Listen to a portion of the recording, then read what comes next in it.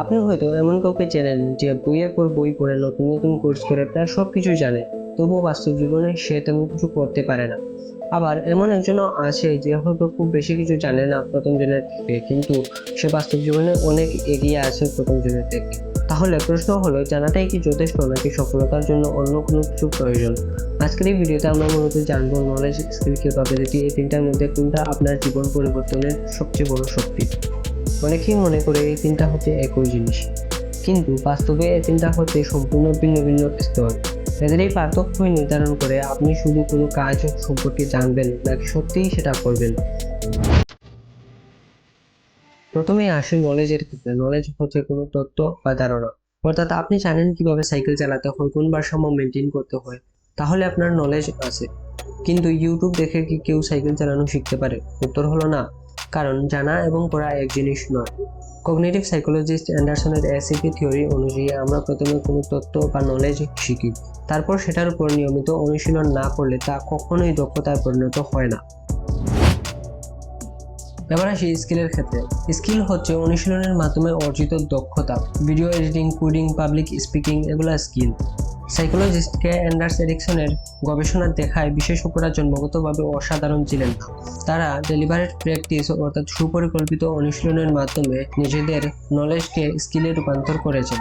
কিন্তু এখানে একটা সমস্যাও আছে। আপনি স্কিল জানেন বলে যে সব পরিস্থিতিতে সেটা কাজে লাগাতে পারবেন এমন কোনো নিশ্চয়তা নেই। এবার আসি সবচেয়ে গুরুত্বপূর্ণ অংশে, অর্থাৎ ক্যাপাবিলিটি। ক্যাপাবিলিটি হচ্ছে আপনি যে কোনো পরিস্থিতিতে আপনার নলেজ এবং স্কিলকে কাজে লাগিয়ে ভালো ফলাফল তৈরি করার ক্ষমতা। হার্ভার্ড বিজনেস রিভিলিটিকে ব্যাখ্যা করে জটিল ও পরিবর্তনশীল পরিস্থিতিতে নিজের নলেজ এবং স্কিলকে কাজে লাগিয়ে ভালো ফলাফল তৈরি করার ক্ষমতা হিসেবে। অর্থাৎ আমরা বুঝতে পারলাম শুধু নলেজ এবং স্কিল থাকাটাও যথেষ্ট নয়। যখন কোনো খারাপ সময় এসে আমাদের মাঝে উপস্থিত হয়, তখন আমরা আর সেই নলেজ এবং স্কিলকে কাজে লাগাতে পারি না, তখন প্রয়োজন হয় ক্যাপাবিলিটির। ধরুন, দুজন ভিডিও এডিটরই প্রিমিয়ার প্রো জানে, কিন্তু প্রথমজন নতুন সমস্যা দেখলেই আটকে যায়। আবার দ্বিতীয়জন নতুন সমস্যা দেখলে প্রথমে সে সেটা অ্যানালাইসিস করার চেষ্টা করে এবং সে বুঝতেও পারে সমস্যাটা কেন হচ্ছে, শেষ পর্যন্ত সে সফলও হয় সেটা সমাধান করতে। এখানে আমরা বুঝতে পারলাম দুজন ভিডিও এডিটরেরই নলেজ এবং স্কিল রয়েছিল, কিন্তু তাদের ক্যাপাবিলিটি সমান না। অর্থাৎ প্রথম জনের ক্যাপাবিলিটি অনেক কম ছিল তৃতীয় জনের তুলনায়। বর্তমান সময়ে শুধু স্কিল এবং নলেজ থাকাটাও যথেষ্ট নয়, কেননা বর্তমানে আমরা দেখতে পাচ্ছি মানুষের অনেক কাজই আর্টিফিশিয়াল ইন্টেলিজেন্স অটোমেট করে দিচ্ছে।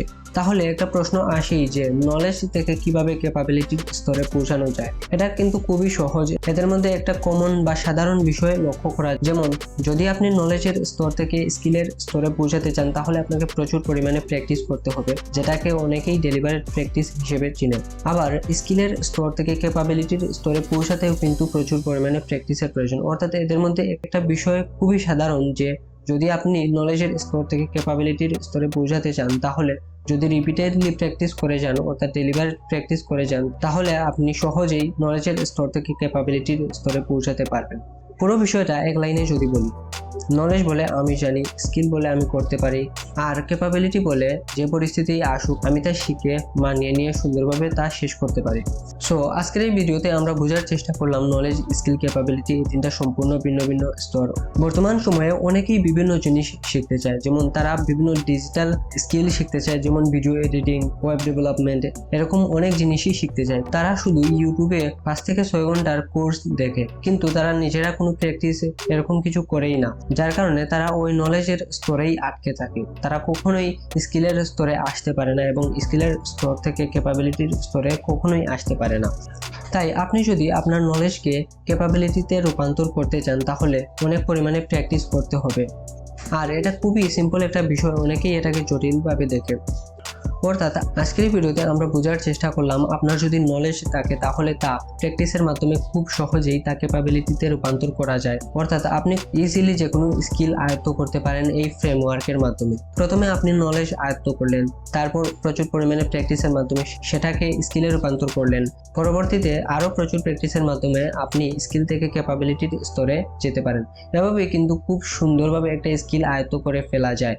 অনেকেই কোনো স্কিল কঠিন মনে করে, অর্থাৎ তারা শিখতে পারে না, এইটা জানে না বলেই, এই ফ্রেমওয়ার্ক অনুসরণ করে না বলেই। তো আজকের এই ভিডিওটা এখানেই শেষ করছি, দেখা হবে পরবর্তী কোনো ভিডিও।